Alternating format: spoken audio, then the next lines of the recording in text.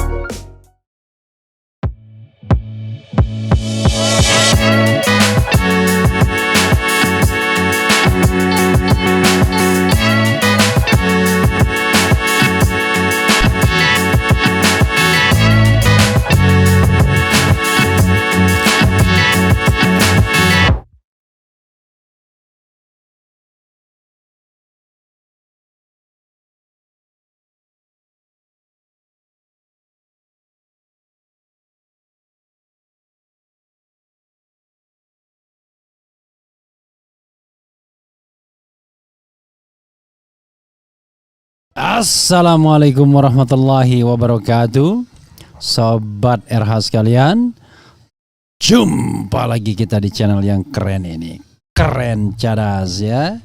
Ini ada hal yang menarik ya. Kita lanjutkan bicara mengenai terkait soal Joman Jokowi mania yang menduga bahwa Presiden Jokowi sedang galau menjelang akhir masa jabatannya. Seperti yang disampaikan oleh seseorang ya. Mereka heran kok bisa Presiden Jokowi yang diurusi adalah hal-hal yang terkait dengan ini. Nanti coba Reski nanti di akhir tampilkan video ini ya. Video bagaimana seseorang mengeluh terhadap Presiden Jokowi yang sibuk menyiapkan putra mahkota atau berkampanye. Padahal di akhir masa jabatannya. Oke, ini Joman Jokowi mania ya. Salah satu simpul relawan yang saya protes, harusnya tidak ada lagi yang namanya relawan.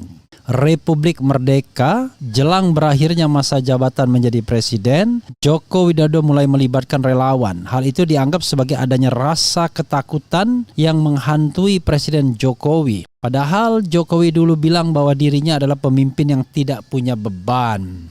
Begitu yang disinggung oleh Ketua Umum Ketum Relawan Jokowi mania Joman Immanuel Ebenezer alias Nol di acara diskusi publik Ngopi dari Sabang dari Seberang Istana dengan tajuk Menelisik Zona Nyaman Jokowi yang diselenggarakan oleh Lembaga Survei Kedai Kopi di Amaris Hotel Juanda, Jalan Insinyur Haji Juanda nomor 3 Gambir, Jakarta Pusat Minggu ya sore.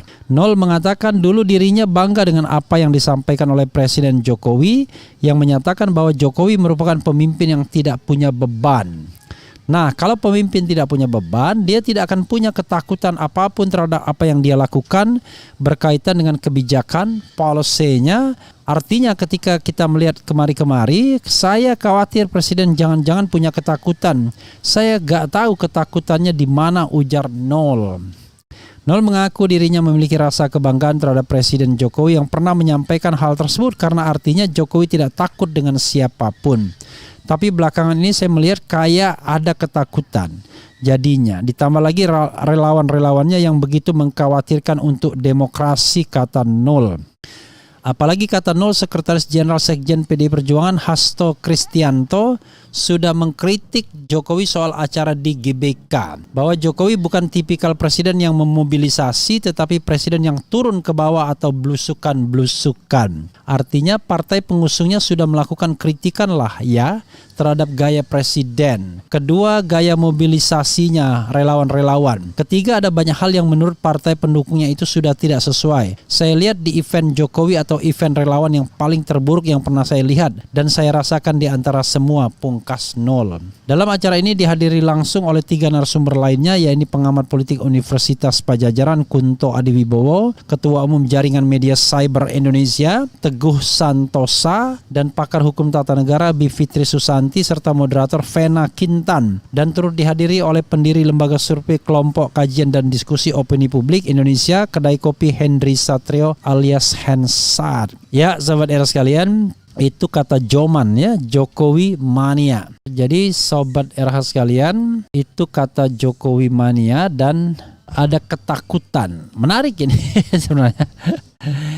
Padahal Jokowi pernah mengatakan dia tidak punya beban. Kok bisa ya bilang tidak punya beban, tapi kemudian yang dirasakan Jokowi mania atau Joman, sepertinya dia khawatirkan sesuatu atau khawatir atau takut dengan sesuatu. Apa yang dia khawatirkan? Nah, maka saya mengatakan ada 4 yang barangkali dipikirkan Presiden Jokowi kalau dia lengser. 1 adalah dinasti politiknya, karena dia sudah menciptakan dinasti politik baru pengganti dirinya, yaitu Kaisang, Gibran, dan Bobi Nasution. Tapi terutama Gibran dan Bobi yang sudah menjadi kepala daerah. Kemudian berikutnya lagi adalah dia sedang melakukan proyek-proyek yang besar, yang barangkali dia punya kepentingan untuk terus melindunginya atau katakanlah memastikan bahwa proyek itu berjalan, entah dengan motif apa, seperti IKN, kemudian juga kereta cepat dan proyek-proyek lainnya.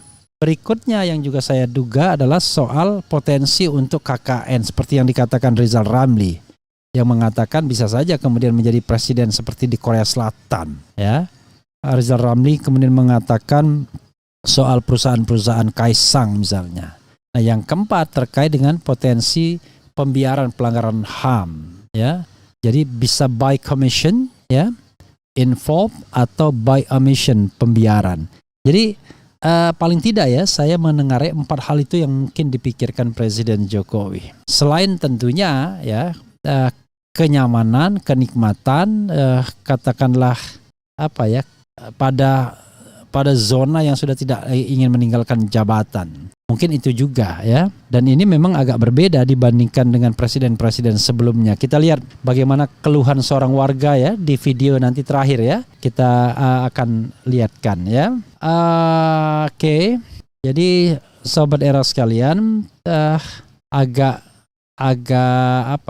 miris juga melihat presiden kok kemudian tiba-tiba khawatir, takut, kemudian seperti ada beban untuk mengakhiri masa jabatannya, sehingga perlu memastikan bahwa kalangan istana lah yang akan menang. Bahkan tidak itu saja, sebelum khawatir ini presiden sebenarnya tidak mau step down. Jadi ada menskenariokan 3 masa jabatan tanpa melanggar konstitusi. Kelihatannya tidak berhasil mendapatkan dukungan yang masif, kecuali 1-2 dari Bahlil dan lain sebagainya.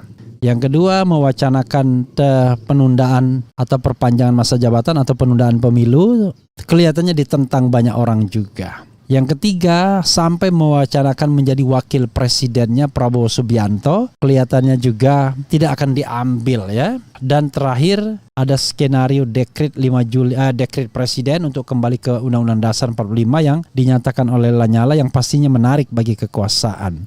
Tapi itu pun mungkin tidak akan didukung oleh rakyat, karena rakyat menginginkan perubahan kepemimpinan yang smooth dengan pemilu yang jujur dan adil. Jadi cukuplah Jokowi memerintah 2 periode, itu dari enough is enough. Itu adalah lebih dari cukup.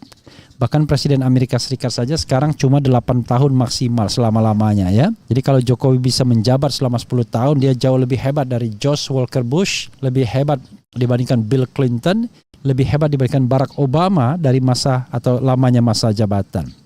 Ya begini saudara sekalian ya ini kan ada masa 2 tahun kurang pemerintahan Presiden Jokowi, yang kalau dalam konteks Presiden Amerika baru separuh masa jabatan. Tapi mentality Jokowi berbeda banget dengan Joe Biden. Joe Biden sedang dalam tren naik, Jokowi dalam tren yang menurun, padahal sama-sama tinggal 2 tahun masa jabatannya. Tapi Joe Biden pasti masih segar ya. Jadi sobat era sekalian, sekali lagi ya, ini adalah kesempatan bagi Presiden Jokowi untuk mewujudkan pemilu yang jujur dan adil, dan membuktikan bahwa dia tidak khawatir, tidak takut terhadap siapapun yang akan menjabat sebagai presiden dan atau wakil presiden, dan tidak perlu kemudian sibuk-sibuk mengumpulkan relawan untuk mendukung calon tertentu. Ya, sepertinya baru Presiden Jokowi lah yang paling sibuk untuk mengendorse seseorang menjadi calon presiden dan wakil presiden. Tidak terlihat di presiden yang lalu sebagaimana disampaikan oleh seseorang dalam video berikut ini yang menurut saya menarik ya untuk kita renungkan. Oke, itu saja Sobat RH sekalian, kita lihat video dari seseorang dan kita akan lanjutkan dengan lagu penutup. Wassalamualaikum warahmatullahi wabarakatuh. Soekarno mundur diam, Soeharto dilengsarkan diam, Habibie mundur diam, Gus Dur dilengsarkan diam, Megawati selesai diam, SBY selesai diam. Yang satu nih mau habis masa jabatan, sibuk ngurus capres 2024. Berambut putih lah, kerutan di wajah lah, giliran Pak Prabowo lah. Fokus saja selesaikan masa jabatan, fokus pada kerja dan janji. Jangan ngurus capres pengganti.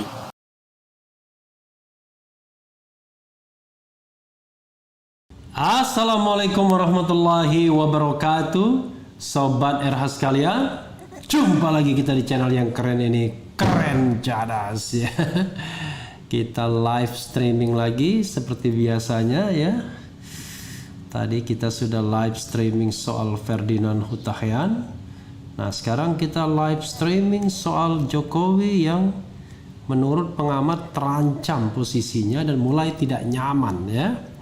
Coba kita bacakan dan kita ulas serta kita analisis tentunya seperti biasa ya. Sebagaimana dilansir oleh fajar.co.id ya. Posisi Jokowi terancam, pengamat .2 mulai merasa tidak nyaman. Fajar.co.id Jakarta. Posisi Presiden Joko Widodo dalam kurung Jokowi bisa terancam tak menjadi kingmaker pada pagelaran Pilpres 2024 mendatang jika PDIP mengusung Puan Maharani. Jokowi akan merasa tidak nyaman dan gagal menjadi kingmaker dan itu akan menjadi risiko masa depan Jokowi, ujar Direktur Eksekutif Oversight of Indonesia's Democratic Policy Satya Purwanto Senin 9 Agustus. Analisis Satyo, mantan Gubernur DKI itu lebih condong kepada Ganjar Pranowo untuk dijagokan di Pilpres 2024. Saya pun berpikiran yang sama ya. Tapi saya malah senang kalau PDIP menjagokan Puan Maharani agar menjadi trigger bagi hilangnya presidensial threshold ya, begitu.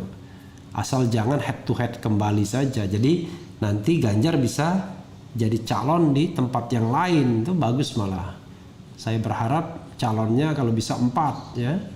Jadi kalau sesuai dengan elektabilitas dan kemewahan partai politik, yang bisa jadi calon itu Prabowo, Anies Baswedan, Ganjar Pranowo, dan Puan Maharani. Kenapa Puan? Ya kalau PDIP mau ya Puan bisa karena dia sudah 128 kursi melebihi dari 115 kursi. Dengan 4 calon tersebut bagus sekali. Jadi misalkan ya Anies berpasangan dengan AHY didukung oleh Partai Demokrat, partai katakanlah PKS, dan satunya anggap saja P3. Cukup kan kursinya. Lalu PDIP standing alone bisa sendiri. Golkar katakanlah dia menggandeng salah satu partai. Misalnya dia gandeng PKB atau Nasdem misalnya, ya kan? Lalu Prabowo menggandeng katakanlah PAN atau PKB, kan begitu. Jadi masing-masing bisa menjadi calon dan terjadilah 4 calon. Kan menarik daripada 2 calon kan. Jadi tidak apa-apa juga Puan Maharani maju sendiri. Saya berharap bahkan tidak terjadi head to head lagi ya, tidak terjadi pengkerucutan yang membuat kita nanti terpecah lagi jadi cebong dan kampret. Kira-kira begitu ya. Kalau ada 3-4 calon, maka ya lebih ada istilahnya, lebih ada polarisasi yang tidak bipolar ya. Kalau bipolar itu kalau enggak kamu, saya, begitu. Ini ada rambut Gibran jadi putih, kode damping Ganjar Pranowo. Sebagai apa ya? Sebagai wakil gubernur ya, nggak mungkin kan? Tapi sebagai capres ya, Ganjar sendiri kan belum tentu dapat kursi ya di partai PDIP.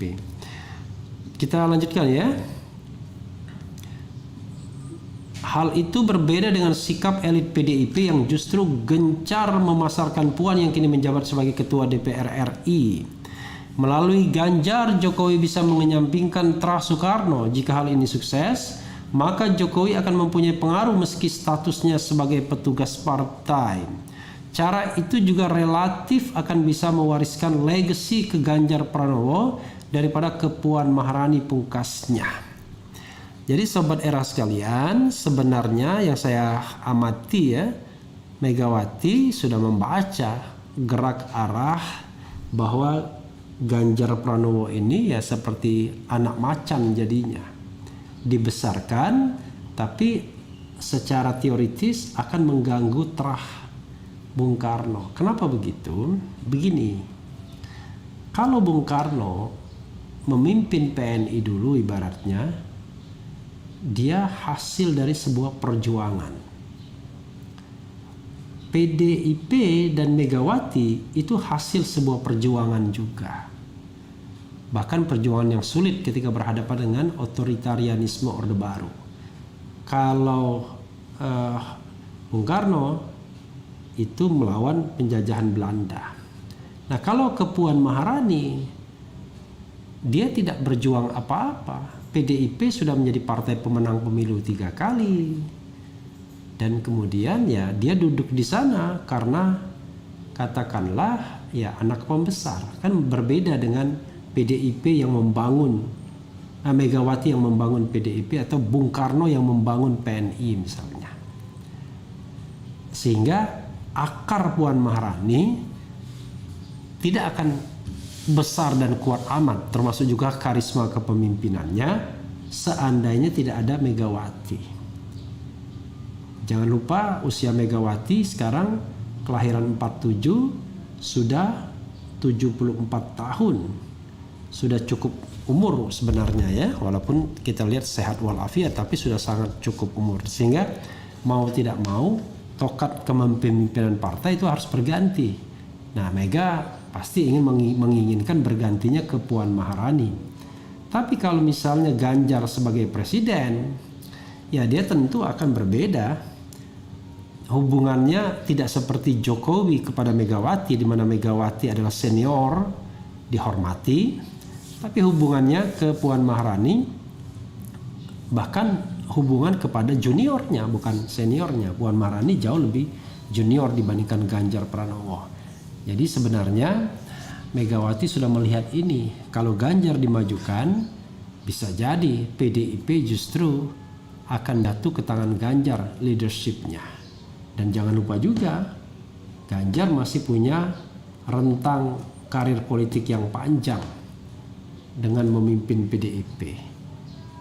Jadi dia bisa memberdayagunakan terah Bung Karno, tapi barangkali dari jurusan lain. Karena Ganjar orang yang punya kemampuan, punya kepercayaan diri tentunya, dan punya pengalaman. Jadi ibaratnya jauh lebih siap menghadapi sebuah pertarungan ketimbang Puan Maharani yang terkesan hanya berlindung di balik kepemimpinan Megawati. Kira-kira begitu ya sobat era sekalian. Ya sorry to say, harus ngomong apa adanya. Karena itu ya pilihan PDIP untuk menjagokan Puan Maharani adalah pilihan yang rasional. Harus dibos sekuat-kuatnya Puan Maharani sampai over the top. Terakhir baru diputuskan apakah akan maju sebagai calon presiden ataukah calon wakil presiden. Jadi saya melihat memang sudah saatnya untuk keluar kandang Puan Maharani sekarang ini. Karena kalau tidak too late, terlambat. Memang pemilihan itu 3 tahun lagi, tapi jangan lupa pendaftaran itu kurang dari 2 tahun lagi, karena diperkirakan pendaftaran itu pada bulan, kalau dulu Agustus tahun 2018, tapi sekarang barangkali pendaftaran bukan bulan Agustus, bisa bulan Juni, karena konon katanya pemilunya mau dimajukan pada bulan Februari. Jadi 2 tahun untuk memastikan diri mau maju atau tidak, itu adalah sesuatu yang krusial. Jadi kalau sudah tahun depan tinggal waktu setahun, tidak cukup waktunya. Jadi orang mengatakan masih 2004, masih 3 tahun. Tidak, masih 2 tahun lagi sebagai untuk penentuan siapa yang menjadi calon presiden, ya. Jadi sobat era sekalian, karena itulah PDIP mengambil strategi untuk mulai mengkritik Presiden Jokowi.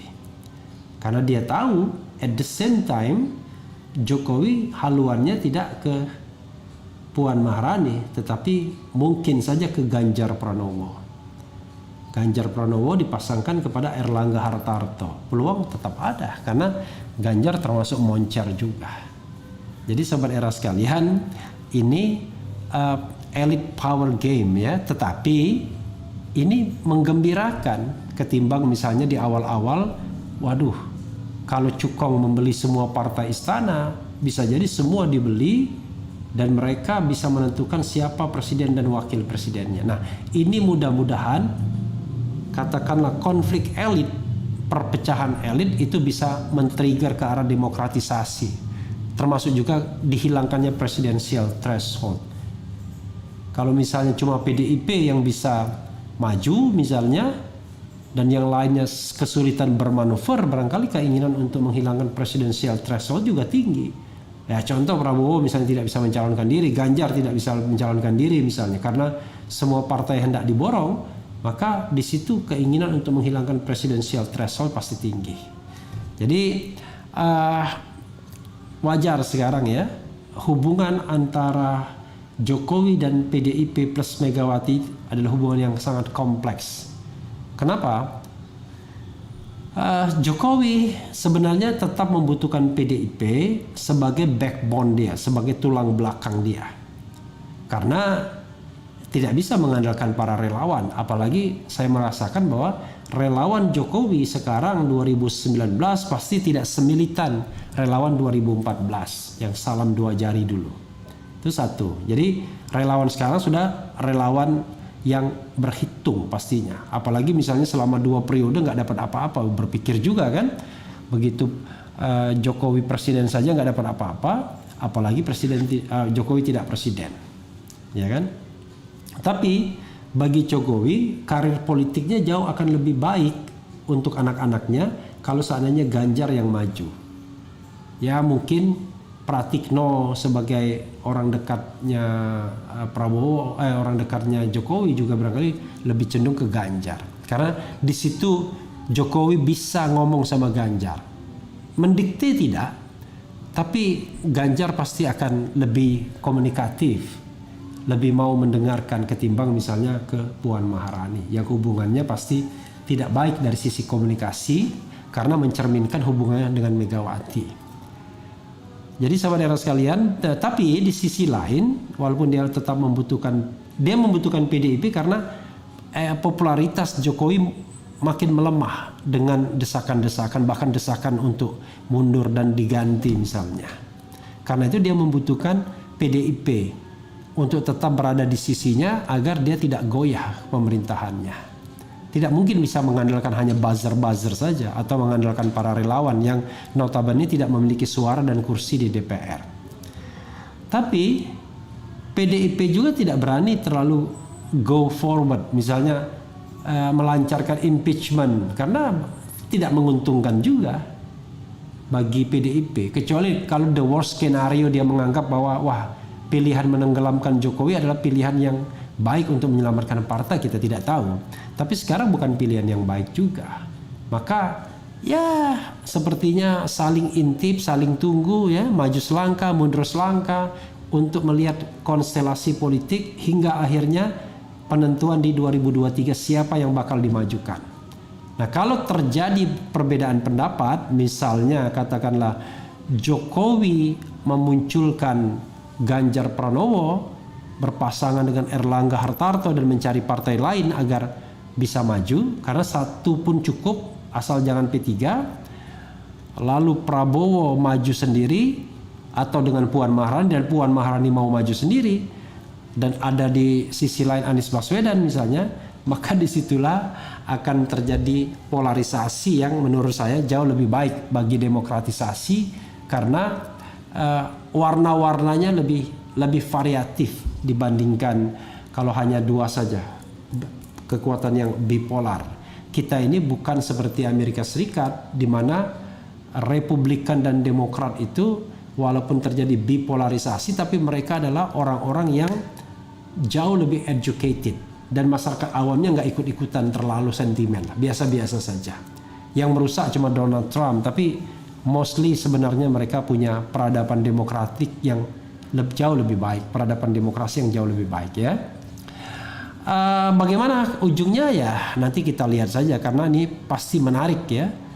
Persaingan ini akan makin menarik, terus menarik, dan kita akan lihat. Coba kita bacakan Sobat Era sekalian ya, menjelang maghrib nanti kita berhenti ya sebentar lagi. Bagaimana komentar Sobat RH soal ini ya, coba.